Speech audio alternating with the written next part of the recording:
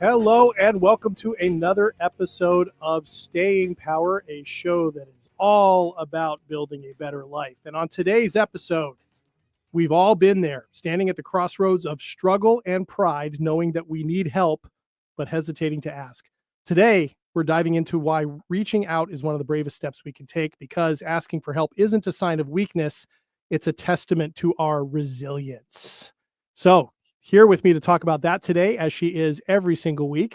I am JDK Wyneken, by the way, but she is the one and only, the incomparable Ashley Knebel. Hi, Ashley. Hello. All right. What do you think of today's topic? Oh, I really like it. Yeah. It hits home. It hits home? Sure, because like you said, we've all been there. Yeah. And has it been a challenge for you, generally speaking, to ask for help, or have you gotten better at that over the years? How would you describe yourself? Gotten better over the years with practice and time, but there is certainly something that takes a moment of humbling and realization about it and acceptance of yourself. But yeah, I've gotten better. How about you? Yes, I have gotten better at it. Well, once upon a time, of course, I never wanted to ask for help. And I've lived a life in the past where not asking for help brought me to the lowest point that one can get to. And so then I did have to ask for help. So in some ways, the life I've lived since then, past dozen plus years, has been based on asking for help. Nice. However, I bet you're wondering why I had this idea for a topic. Yeah, because this actually was your idea. It was my idea. You just came to me and you're like, this is what we're talking about.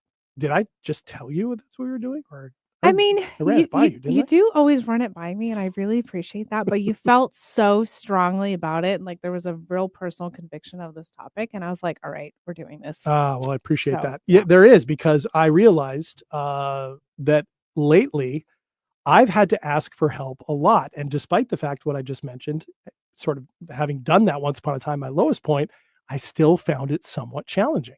Really? Yes, like the hit on that spot of you that doesn't want to, like I said at the top, the struggle between, pride, Sure, and really kind of needing the help. Was it still somewhat difficult because what you were asking for felt like really personal and it was very heavy? It wasn't like you're like, hey, I need a favor. Can you go get my groceries for me today because I'm sick and can't leave my house? I imagine it was something more than that. That's a great question. It was actually a series of things. Oh, a series? There was like 3 Love or that. 4 things. And Wow. all of them had to do with hitting that spot where all the shoulds come up, Oh, right? sure. I shouldn't have to ask this, or I should have made different decisions, right? And nothing really bad, right? Nothing that doesn't happen to people in life. Just a bunch of stuff happened all at once, right? And it comes from, as we've talked about, and Ashley, you're part of this, and we've shared with on the air, we're doing a lot of new stuff. Oh, yeah. Right? Which there more on that later in the show, everybody. We're doing a lot of new stuff, and I'm transitioning a lot in my work life. And of course, we're expanding what we're doing here. And so that involves a lot of balancing, a lot of acrobatics in terms of my time, in terms of my finances, right? And certainly need to lean in on my relationships, right? The support that I have. I'm happy to say I have a lot of that, a lot of support. But it was just all of a sudden a lot at once. And I noticed in myself, I'm having a hard time asking for help, despite the fact that I know and we coach on letting people know that asking for help is a really good thing to do. So I'm outing myself in a way is what I'm doing. I really appreciate that vulnerability, and we can all relate. Well, good. You are not alone. Good. So for all of you listeners out there, I'm sure you already thought of a time. And maybe you're in one of those times right now where you're like, I need to ask for help for something. It could be something small. It could be something larger. But I would like everybody to notice the feelings that come up with that when you think of needing to ask for help when you really don't want to, right? Yep. When you really don't want to, and how that feels. And maybe think of a time where you've done that before and you've come through it, or perhaps there's something going on for you today. And just kind of hold that lightly as we have today's conversation. Because what I also want to point out at the top here, Ashley, is the fact that this is a challenge for us is a part of being human. It's actually encoded into our brains and into our bodies. So that resistance Oh, is that gives normal. relief. Okay, Right, good. doesn't it? It's It does on normal. it does on some level, right. It does. Why do you think that is? Like, why do you think when I say this is a normal part of who we are, what do you think explains that? That this is normal, that this isn't something that we're just making up, that asking for help can be a challenge? I mean, well, like you said, it is wired in us to about that. That is like normal part of being a human being. But I mean, there is something about it that is just a little difficult to swallow when you're like, I'm in this space and I need to ask for help because I think we have these expectations for ourselves. Mhm. And the fact that now we have to ask for help tells us we failed to meet our own expectations Ah. and we have let ourselves down. And now I'm openly admitting to somebody else that I let myself down, Mm. which is embarrassing. Maybe really, especially if you're like type A and you set up all these goals that you plan to hit and you might have spoken them outwardly to people or to the public, like, I'm going to achieve this, and then you don't. You're like, did my value just drop? Am Mm. I no longer worthy? Am I no longer trustworthy? Mm. If I said I was going to do this and now I failed. And now I not only did I not reach it, but now I need to ask for help. Like, are those people not even going to think anything of me anymore? Oh, And I mean, you could really spiral on that one, but I, wow. That was anyways, really well explained. Do thanks. you have an experience with that? Yes. You I do? mean, sure. I am speaking a little bit personally. I mean, as a child, I just thought I knew everything, right? I mean, we all do as we're Mm, kids, sure. right, growing up. But I think I noticed it much more where I learned all of that experience when I started going into management of people, Okay. because now people are looking up to me. And when you're in management, people naturally believe you have the answers. You probably know best, at least in the short run while they're getting to know you. They're like, they were put in that position for a reason. They were given that much responsibility for a reason. So I'm going to trust and believe that they know all the answers. They have it all together. They get everything completed, so on and so forth. It's a pretty high bar, I believe, Mhm. and I felt. And since I was new to management, and I am a bit of a perfectionist and a type A. I'm like, well, obviously, I know how to do all these things, and the way that I do it is very efficient, and so clearly I know best. So, if I feel like people are not doing it right, then they should do it the way I'm doing it, or I should just do it myself and just Mhm. because I can trust on myself and believe that I will get it done. Obviously, I'm a human, I can't do it all. So I then started to learn how to delegate properly to people that can handle certain responsibilities to offload and we get it all completed. But there were times where I'm like, I'm not getting it done. And because I have such a full plate, things are starting to fall through the cracks and people are starting to see it. Mm. And so you start all those Yes. things you just mentioned Oh, yeah. started to pop up. Yeah, because 'cause I'm like, "What if they don't respect me anymore?" Because they see that they know I'm overwhelmed with work, so they give me that level of understanding of, like, she's got a lot going on and she's juggling a lot of things. Mhm. However, I'm like, I started getting really short with people, like, in my responses, I'd be a little snappy, I'd be always in a frustrated, like, grumpy mood.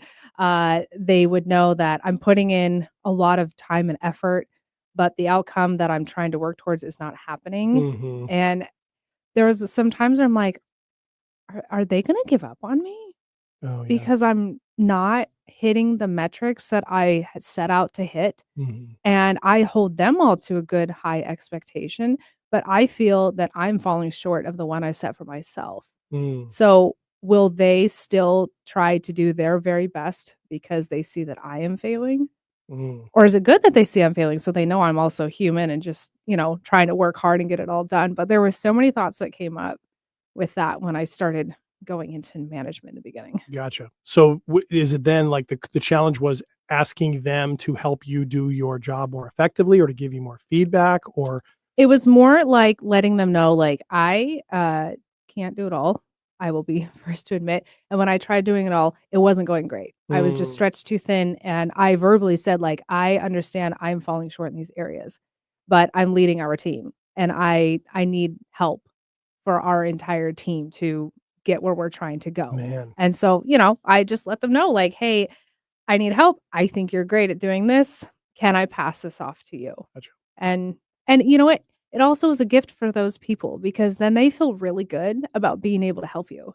So as much as it was really uncomfortable having that conversation and like humbling my pride and being like, okay, I set my standards for myself super high to do all this and I didn't quite make it. Mhm. They were so much more happy and willing to see and meet me where I was at and help me.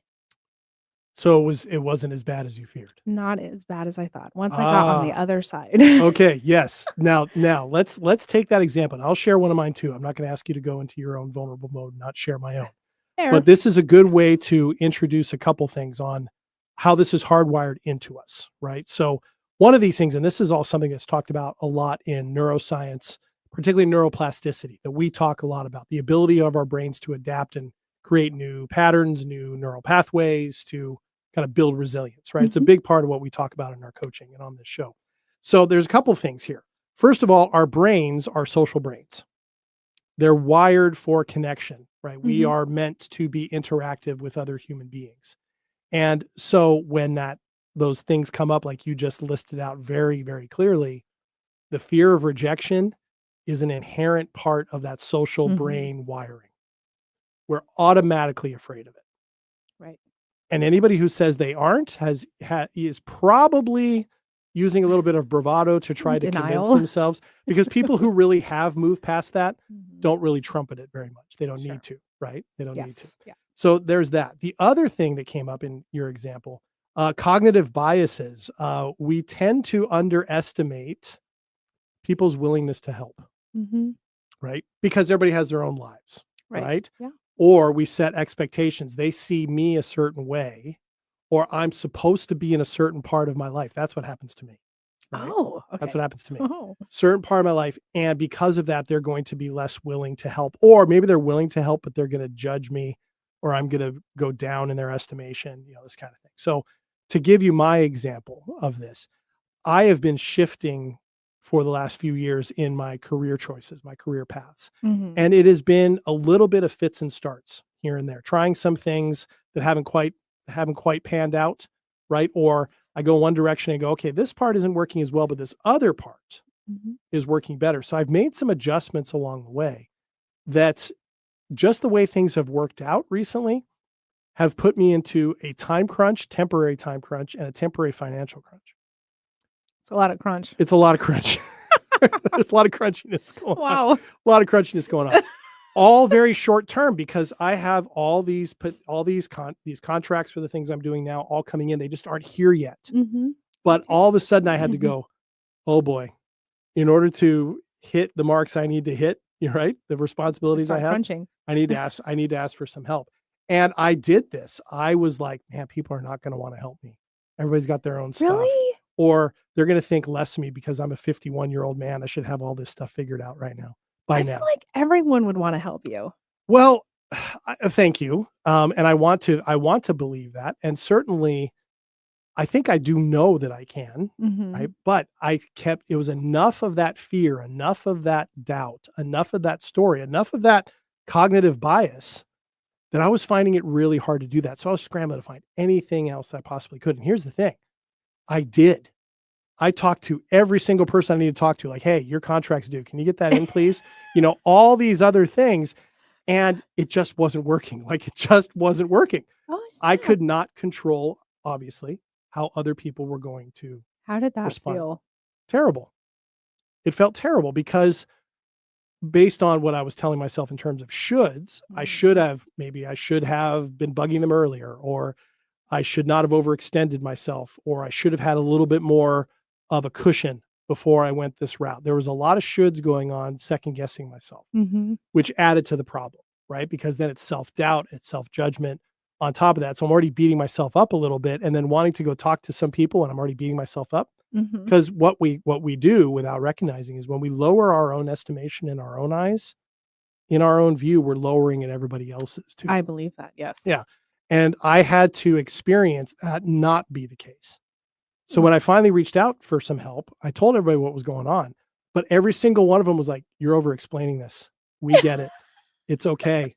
We've got you. We've got it covered." And it was all covered, and I'm not joking, in like not even Wow. 30 minutes, Oh, taken wow. care of. That's And great. exactly. And so that's really what showed me that. And so, So that third piece, right? The other thing about how this is wired into us, everything that you and I have just talked about in some ways is a cultural kind of expectation, Yeah. a societal influence, I guess we could call it, on how things are supposed to be. If you're a manager, you're supposed to be on top of it and telling everybody else what to do, not asking for help. Right. If you're a 51-year-old man who's been successful in some area of his life, you shouldn't have to be asking for some short-term assistance to get things squared away, because you should have. I mean, those are all expectations, And right? I think those are all very relatable expectations, I think so. stories and things that we went through. Because I would imagine there has got to be some listeners right now that are like, "That's me. Mhm. That's me right now," or "I Mhm. just went through that," or "I'm Mhm. about to go through that." And I don't like it.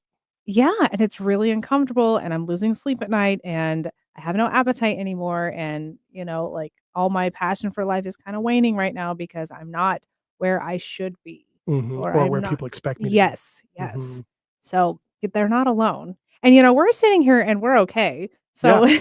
there's ways out of this. Right. And it's through it, right? Yeah, I mean, there's no way to get to the other side but through that's it. the thing and that's the thing that's probably the toughest, whether we're talking about asking for help or in some other way, is recognizing that the only way through a challenge is to go through it, Mhm, right? mhm. And that's what this show really has always been about, is developing more resilience internally with all the things we're talking about in order to move through those things a little bit more successfully and build a better life. And along the way, learn some important things like you and I have learned, in these examples that we talked about. The people that know us and that we're connected to want to help more than we Yep. Oh, yeah. expect, Yeah. more than we And, I think because people believe in us and, we are good people that do good. I feel like we're, generally kind speaking, yeah, I hope so. people. And I think that people see beyond what we see as our shortcomings. And they're like, no, I see potential. I see goodness in there. And I want to pay into that. Right, right. And I do think part of it too also is everybody knows that could be them. Yeah. Even if it's not a conscious thing, Hmm. even if it's what drives them to make sure they've got everything covered, right? They've got their financial cushions. Sure. They've got, even if that's what Cushions. drives them, the concern about needing help is a real thing, right? Yep. Yeah. So anyway, I don't know what you're laughing I about, but don't know why I'm laughing. yeah, Anyways, that's the way. Maybe that's just your way of dealing with laughing? this Oh, subject. maybe. But Yeah, I am excited because in our next segment, we have examples of things that people can do. absolutely. Things that we can do, actually, that we can do in the moment, that don't require a lot to get us more, I guess, more available and more open Hmm. to asking for help, and just as importantly, receiving help, which we'll talk about. So when we come back from the break, we'll jump in on that here on Staying Power. See you in a minute.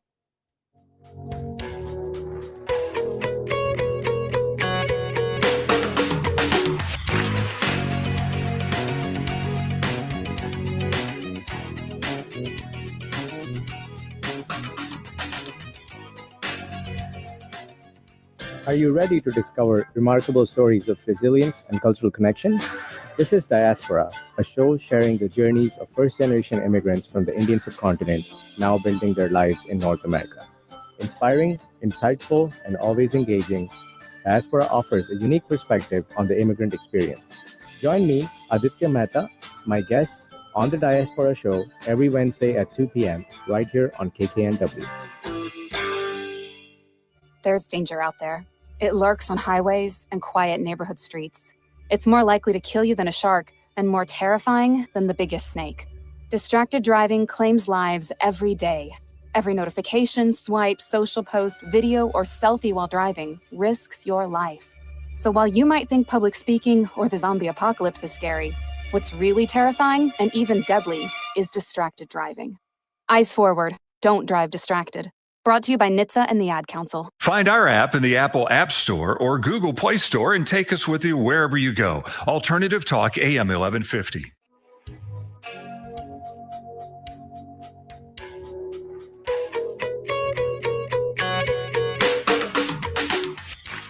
Welcome back to Staying Power. JD here with Ashley. Hello. Today we're talking about the importance of and the challenges involved in asking for help. And we talked a little bit in the first segment about some personal examples we've had with that recently. But we're going to continue with that discussion here. And so, but also, just in case, just need to get this in. if you end up missing any more of this episode, or you'd like to catch up on our other episodes, you can get this as a podcast wherever you get your podcasts. You can also find episodes at our radio home, 1150 AM KKNW in Seattle, and in the show notes at both those locations, as well as on our YouTube channel, which you can watch as a live stream. In the show notes are all the different ways you can get a hold of Ashley and myself, particularly our email, stayingpowershow@gmail.com, as well as links to our social media feeds where you can reach out to us. We'd love to hear from you about the show. Any thoughts you have, any questions you have, any suggestions for topics, any problems you're running into, we'd love to hear from you, and we can even talk about it on the air. So thank you for joining us wherever you are, and thanks for supporting us along the way. We're excited about what we're building here. Okay, Ashley, so you teased at the front end or the back end of the last segment that there's some things we can do when it comes to kind of priming ourselves to better ask for help or to accept help, rather than just go through what we did, which was the trial and error of that awkwardness, right? I know. Don't look at me. I don't know what that was. I know. So, Okay. so you were talking about that. So what exactly did you mean? Things that we can do? Well, there's different practical examples of things that you can do because when you're going through something like that, it's not comfortable, right? Let's just be honest. And depending on the person, it's all very person specific, but you can feel just like at unease, or like maybe your stomach is upset or whatever, or In the body. In the body. And people can feel like very overwhelmed in the body to the point where they're like, I can't sleep, I can't eat, I'm shaking because of stress, I just am so debilitated, I can't move. It can vary so much, or you can be all up in your head about it, where you can't focus on anything. Your thoughts are spiraling and you're starting to put yourself into like a panic sense. Yeah. And that's when it gets really rough, because then in the panic mode, your brain and your body are going into overdrive and they're feeding each other, right? So the racing thoughts feeds the racing bloodstream, racing heart rate feeds the racing thoughts. And so that is certainly it. And so we talk a lot in our coaching about the somatic experience, somatic meaning body focused, right? Our brains, we tend to go to the brains. Like, if I can slow down my thinking, I'll be fine. What we coach is actually, if you help your body connect and slow down first, your brain will slow down with it. Yes. Right, eventually. So, yes. So that's why one of the first things I do, and I don't know if you do this, but I also coach clients to do this, is if a feeling's coming up, like the feeling of asking for help, and the feelings for me that come up are some fear, certainly discomfort, judgment of myself, all those things. Where do I feel that in my body when I'm feeling it? When I start feeling that, particularly when it starts to feel like it's too much, I go to that. I end up feeling that pretty much right where my chest meets my stomach. Is that your solar plex? Yeah, right in the solar plexus. Yeah, right there.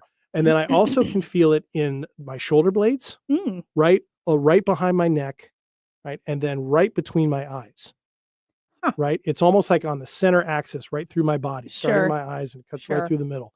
And then if I get really scared in asking, sometimes when I'm asking for help or when I'm doing the difficult thing, I feel tingling in my hands or in my feet, right? Or I get hot and sweat a little bit. Those somatic tells can sometimes tell us what we're feeling and how we're feeling and where to go if we acknowledge them right away. Is that something that you do? I'm not good at that. I'll be honest. I am starting to get better at it. I mean, I have awareness, but I've noticed whenever I'm in a situation like that, the first thing I go to is to rein in my thoughts, because I'm usually pretty good at being able to like ground myself with something and like slow my thoughts down. Be like, no matter what, I'm going to be okay.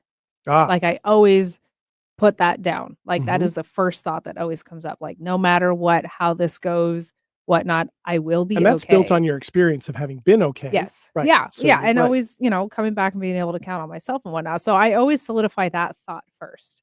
And if I'm nervous, then I usually get warm, like you said, or I'll just feel like my heart racing substantially. That's where I always feel it's just like right there. I don't feel any sort of sensations like tingling hands or feet or anything. I will normally get a ridiculous headache. So it's always up in my brain. You do get headaches. You do get headaches. They're always up there. And everybody has different ones. Some people get sick to their stomach. Yeah. right? I know people that do that. There's lots of different things. So you kind of go through your own kind of grounding exercise Mhm. when you realize that. Yep. And does that help when you say to yourself, I'm okay, I'm going to be okay? Does Yeah, that start a process in it your body as it well? does, and it's only something I started doing probably within the last year or 2, Mhm. honestly, because before that, I was trial and erroring different things of, like, what works for me, and I have found that telling myself almost not in a parental sort of way, but, like, in a self-soothing type of manner of, like, "You're going to be okay because you know you can count on yourself, you can trust yourself, you are smart, you are capable, you're going to get through this." Mhm. And then usually if I'm, like, really starting to, struggle, then I do, calming my breath, There you go. counting the seconds, and Mhm. just really slowing that down because that will force my racing heart to slow down. Yeah. Sometimes I'll go out for like a walk, get all like your Movement. nervous energy out, get Movement. movement going, get your blood flowing, and give it a task to do. Mhm. I'll do things like that. And that usually can help clear my head enough that I can come back and refocus with like a new vision and then tackle whatever I'm dealing with. Right. Now I might have to do that like over and over again. Sure. Sure. It probably just doesn't happen just one time and I'm set, but No. those are usually what I end up doing. For someone who says you're not very good at grounding exercises, you just laid out a whole bunch that you're Oh, actually pretty good at. look at me. So look at that. No, that's all really good. And you mentioned one that I do. I Mhm. like to get outside, and we know that open spaces and fresh air does help. It Really helps does. calm the body, right? Helps calm the body. Walking barefoot in the grass Mhm. or on sand at a beach, helps connect ourselves with something. And it's scientific. This is shown in studies of the brain and of the body that these things actually help.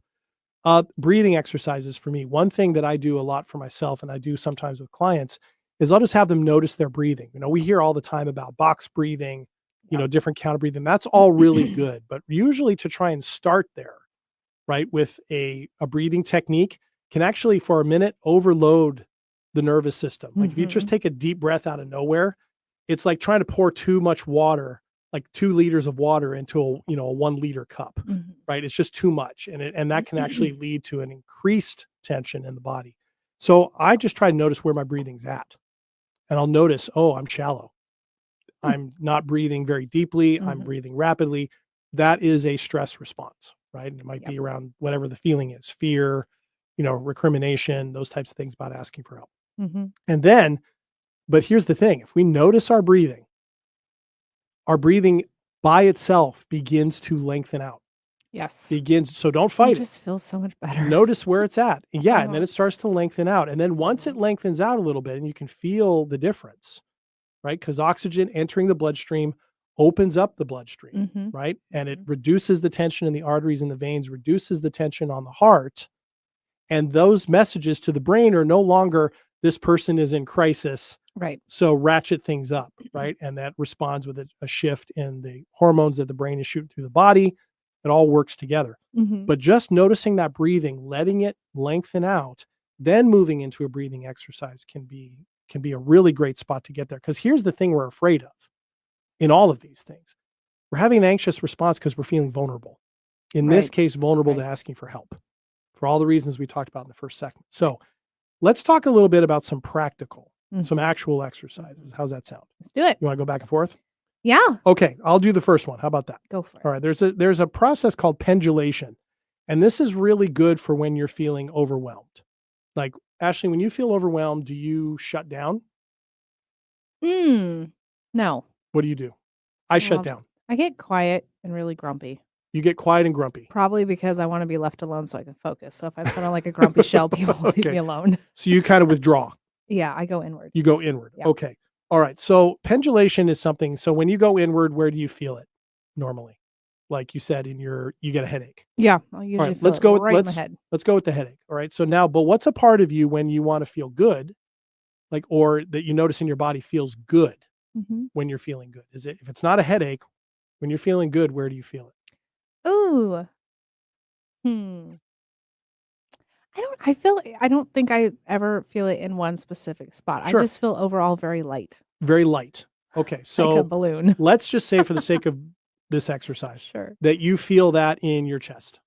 Okay. So Okay. headache is the bad in the Mhm. head, Mhm. right? in the chest, you feel that lightness. Mm-hmm. Pendulation is the process of recognizing both of those in a moment of overwhelm. Mm. So pendulation goes like this. Maybe in a situation where you've needed help and you're feeling resistance, notice where you feel that, Mm-hmm. right? So for you, let's say it's in your head. For me, we're going to go with my solar plexus. Okay, so I feel it there. Ugh.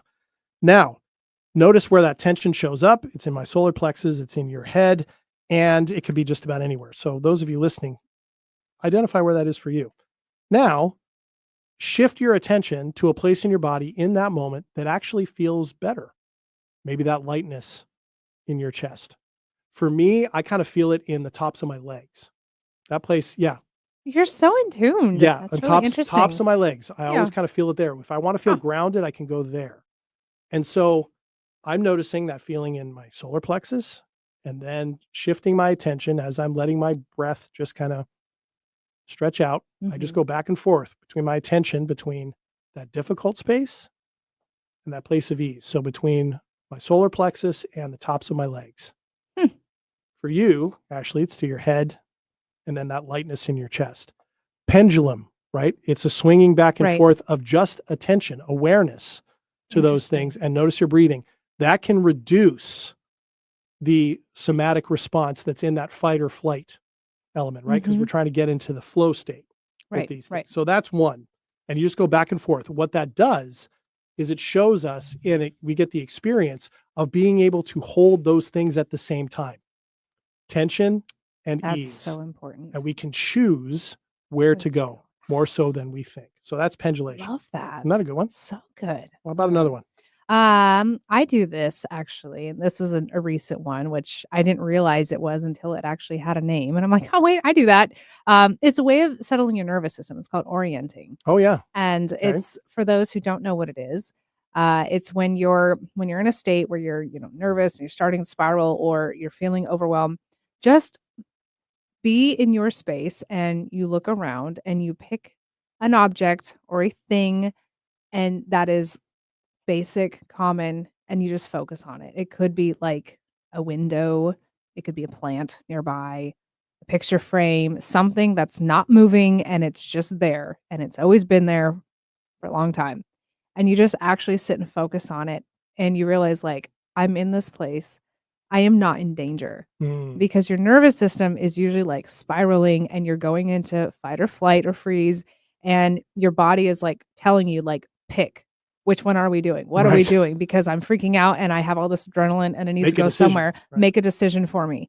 And at times there is no decision to make, but what do you do with all that? And actually, if you focus in on a really boring innate object and you orient yourself of like, my body is not in danger, I am not in danger, you can actually calm yourself down and allow your nervous system to rest Mhm. because they don't need to have all their guards up. They don't need to be on edge ready to like do something insane. Mhm. And it actually will help calm you down and Mhm. realize like I'm in a safe spot. No Mhm. matter what is going on in my world right now, I am safe and I'm okay. That's a great one. And so it can, and so you're saying something that you maybe don't notice on a regular basis. You Yeah. find it and focus on it.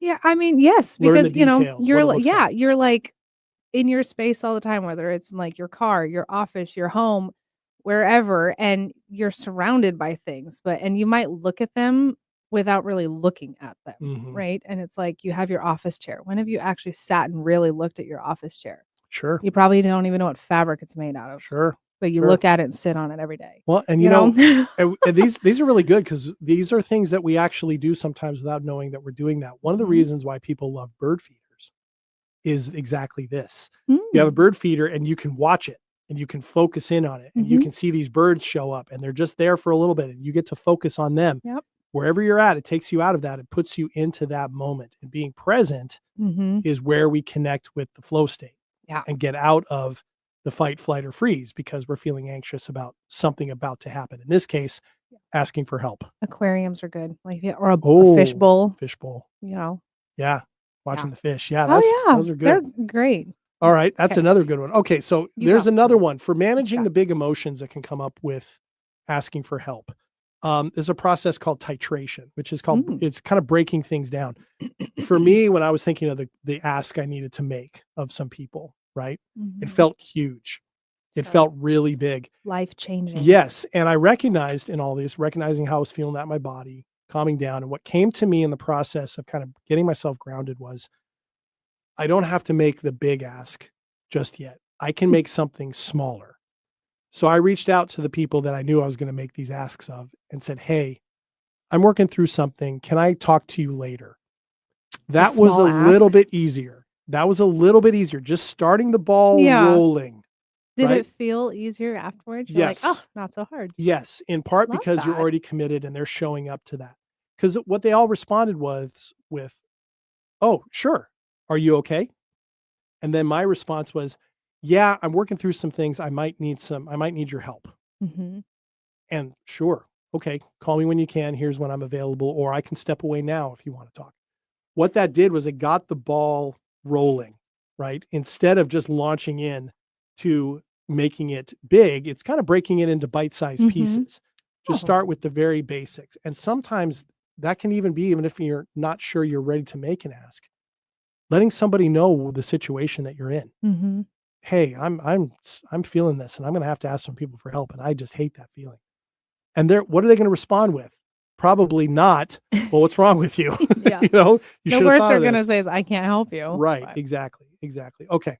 I think we have time for one one more. more. Okay, I'll Yeah. make it quick. Another one that I do that's very similar to, like, orienting, it's, safe place visualization. Oh, yeah.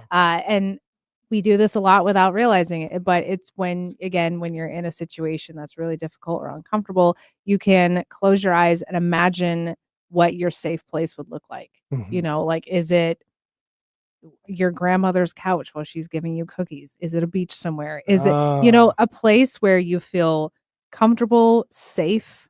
It's always been a good experience, good feelings, whatnot. Sometimes you can get that from fragrance. You can get that from it's true. music. You can, like you see something, hear something, smell something, all your senses, and it takes you back to a moment of enjoyment, safety, goodness. And if you can take yourself back to that for a moment and find your safe place, close Mhm. your eyes and visualize, or if you have that song that brings you back somewhere, play that song. If you have that fragrance, a candle, perfume, whatever, and you put it around you, you can actually calm your breathing down Mhm. because you're visualizing that and you might be using the stimuli from something. But Yeah. to take yourself there, because then it reminds you this is your home base, this is your safety zone. It's not so scary because I can always come back here and find calm and peace here. Mhm. Because for a moment, you are taking yourself out of the situation you're currently in and you're taking yourself somewhere else. And just that small pivot gives your body and brain so much relief Mhm. that you Mhm. probably don't even credit yourself for it. Exactly. And what comes with that, of course, is the gratitude, the good memory, the good Mhm. feelings, which can balance that out, right? And so Mhm. then you start getting that same experience we talked about earlier, where you are having these difficult feelings, but you're also having these really positive ones. And Mhm. being able to hold those at the same time and work and exist through them and be okay is where we start making the decisions that we know we need to make. That's a great example. Oh, All thanks. right. Okay. Well, there's plenty more, but we don't have time for it at this point because we need to take another break. Yeah, the And when we break. come back after the break, we will do our weekly segment. This week it is 2 weeks. Again, I did it. 2 2 weeks. minutes of triumph. So we'll be right back here on Steak Power. Stick around.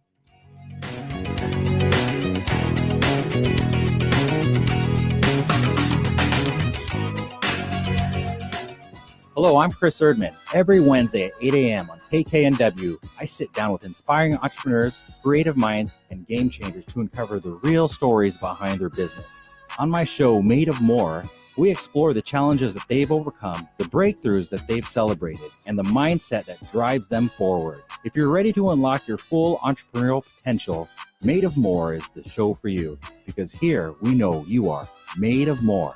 Every Wednesday at 8 a.m. on KKNW. Don't ask me to talk. There's a lot of talk out there. Political talk, sports talk, girl talk, trash talk, and so on. But there's only one, Don't Ask Me to Talk, helmed by conversational off-roaders and podcast pals Eric Ryder and Stacey Heller. They follow every tangent they encounter, from cultural blind spots to their infamous weekly Wheelo topics. Listen wherever you listen to your fave podcasts. Subscribe and share too. Or tune in every Saturday at 3 p.m. or Tuesday at 4 p.m. on KKNW. Wondering Wondering what's on next on Alternative Talk 1150? Check out 1150kknw.com. Welcome back to Staying Power. JD here with Ashley. Hi. And Ashley's always enjoying herself. Oh, I am. love that energy. Thanks. I do. Helps me enjoy things a lot more, frankly. So Really? yeah. Thank Oh, you for that. good. All right. And today we were talking about the difficulties, but also the importance of asking for help and why that can be one of the best things that we can do for ourselves, even though it's probably one of the most challenging things we can do as well. Mhm. And we've already talked about practical steps. We've talked about how this works in the brain. We're going to go a little further on the practical steps here in the last segment. But first, it is time for our weekly segment where Ashley and I each take about 2 minutes to talk about something over the past week that has been either a triumph or a terror, and what that's done for us, all in the name of showing that type of vulnerability that we're talking about today. So this week, it is 2 minutes of triumph. Here we go.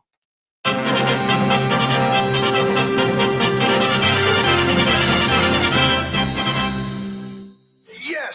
All right. Love that. Yes. Ashley, you are I know first. you do. Oh, What you got? thanks. Well, in light of the saga of my eye injury story, I figured I owe everyone who is so invested in me and my story of how I am doing. So, just to conclude all of that nonsense, my eye is actually okay. Hey, Thank that's good you. news. I know it looks great.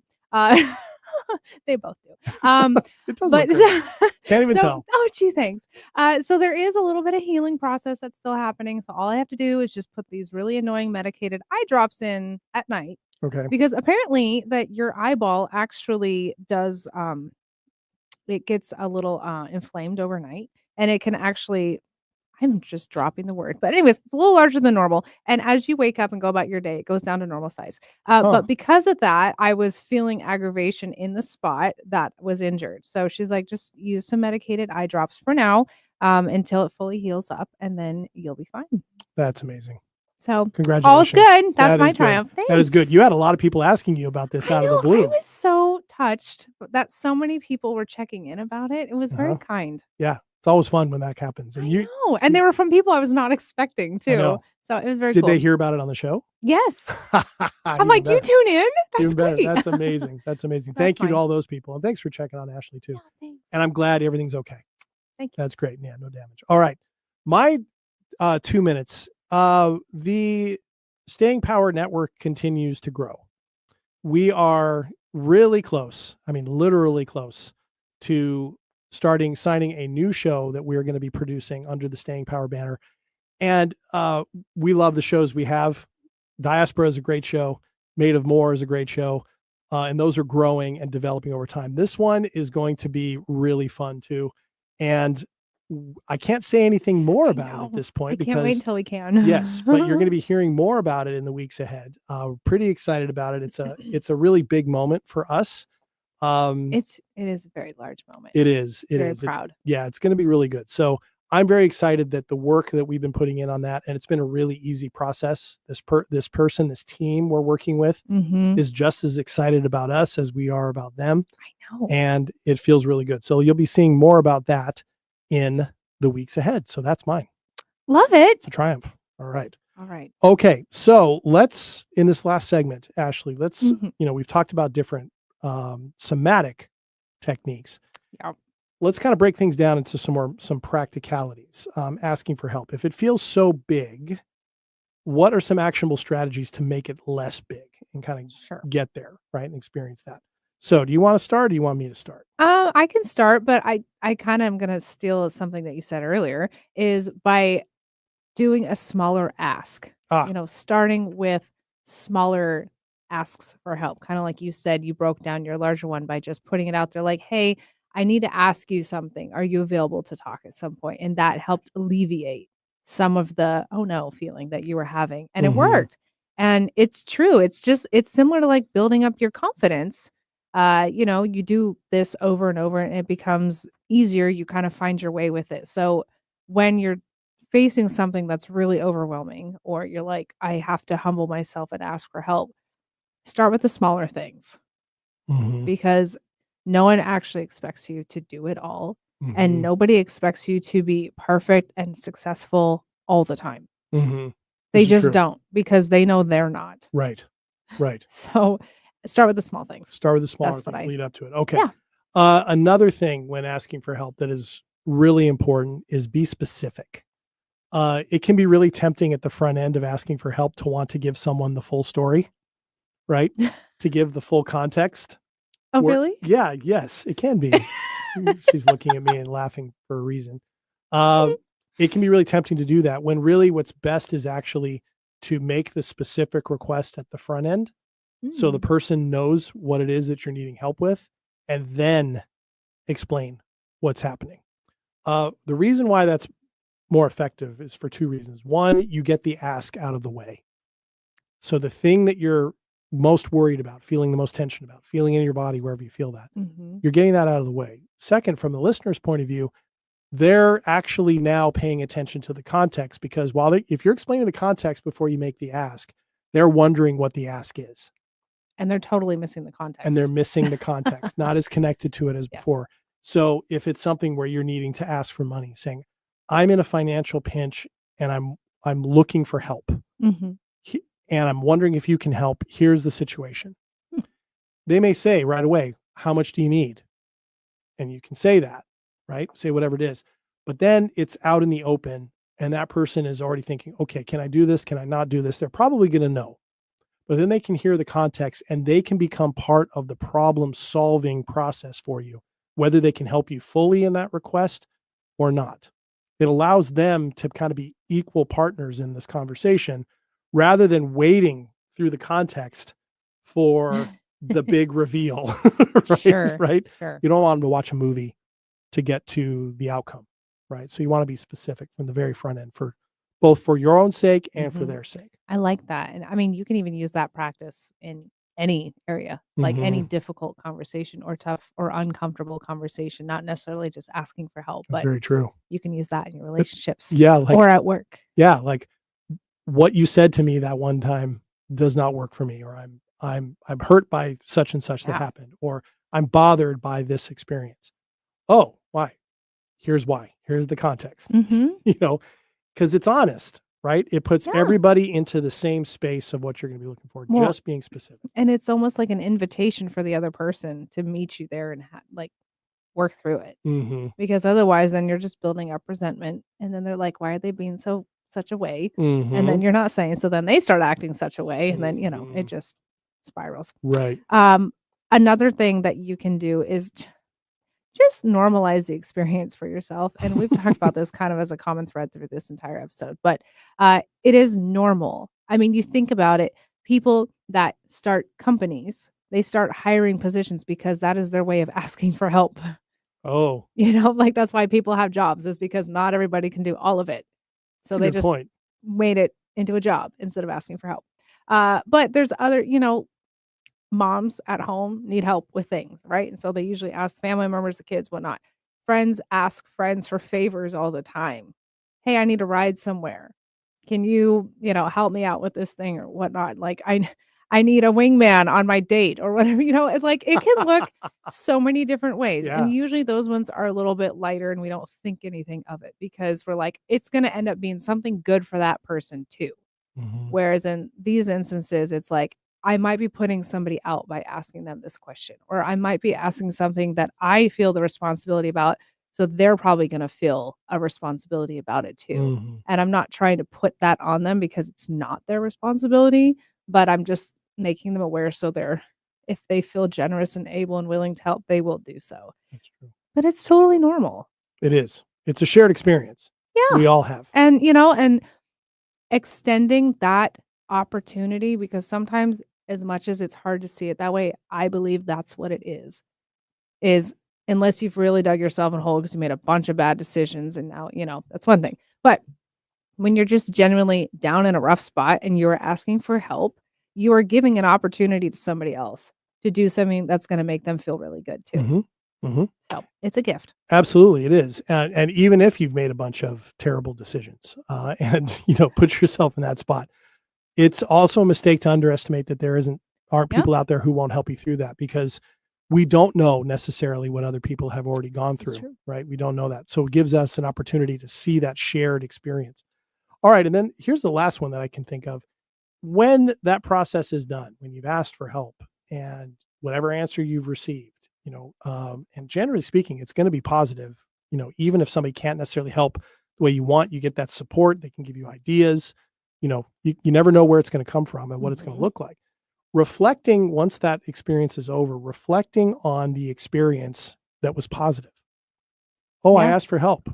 Remember that you did, and remember what the response was. Maybe jot it down in a journal, or make sure it's something that you intentionally spend time internalizing and examining your feelings about. Examine those feelings of relief, gratitude, calmness, maybe some renewed excitement, renewed hope for your situation. Whatever those are, recognize those are very real. And those are actually responses to something that's actually happened. Whereas all the anxieties we're having about asking for help are emotional responses to things we're afraid are going to happen. Mm-hmm. Whereas if we only focus on those and only remember those, and those are easy to remember because they capture our attention, after we make those asks, to reflect and internalize those can be really helpful in helping the body and the brain remember, hey, you've done this before and it worked out okay. You don't have to be as afraid this time. Maybe it becomes easier the next time to ask for help, whereas before it would have been harder, right? That's what resilience is in the end, right? Is better being able to navigate through those things. Okay, so I really like that. yeah, I think it's important, so we would encourage everybody listening to take a look at one area of your life, and chances are you've already thought of it by now. And that should tell you something. If it's come to mind quickly, something that you need help on, or that you want to ask for help on, or you're afraid to ask for help on, it's probably the sign where you need to go. Identify one area, and what would that support look like? Where might you go to get it? And let us know what you do with it. Even if you don't do anything with it, how are you feeling about it? What's coming up for you? Where do you feel it in your body? All the things we've talked about. Maybe try out some of the techniques that we talked about in the second segment, or even in the third segment, and see how that helps. And then the final thing I would say is share with us what those are. You can find us on social media. We're all over the place. Share those things with us, or send us an email at stayingpowershow@gmail.com. All right. So Ashley, should I tell everybody this thing, this illustration, this story Yeah. that happened today? If you got it I can do it in 2 minutes. whittled down. Oh my gosh, you get another 2 minutes. Yeah. Well, I told this story. This just happened today. One of the things about asking for help, and one of the reasons why it's so important. Today, I had an interesting experience. I was driving, and on the side of the road, I saw a person who was holding a cardboard sign asking for help. I'm not going to go into all the details for this. They're looking for money. I realized as I pulled up to this stoplight, I knew this person. Like, you knew them personally? I knew them personally. Wow. And I was very surprised that it was them. And they recognized me, so I knew. I was like, that's who this is. So I turned the corner. Instead of going where I was going, I turned the corner, parked where I could, and walked out there. And sure enough, this was a person I knew. And they said they were doing okay. I said, wait, I thought you were A, B, and C. Is everything okay? They said, yeah, everything's okay. It's a little tough right now, but I'm all right. I offered help. I said, look, you don't, if you're not telling me the truth right now, that's okay. But I'm going to invite you to tell me if you need help, I'm willing to help. They said no. They were okay. They declined the help. That really struck me today, knowing that we were going to talk about this, right? About this thing today. Yeah. Because I don't know. Maybe they're telling the truth. Maybe they're not. But to be in a situation where you are standing on the street corner asking for money seems to indicate that help is needed, right? And there are plenty of people who could need help who don't always take it even when offered. Right. So for me, it became all the more reason for me to ask for help. Sure. Long before any of us are at that spot. So we'll see what happens. I left that person my info and told him to reach out to me. So we'll see what happens. So anyway, just to put an exclamation point on today's episode. Look at that. All right. Thanks so much, Ashley. That was great. Thank you, JD. It was a pleasure. Really good stuff. And thank you, all of you, for listening to this episode of Or Staying watching. Power, or watching on our stream. So happy to have you. We will be back next week with another episode. Until then, I'm JD. I'm Ashley. We will see you soon. Bye.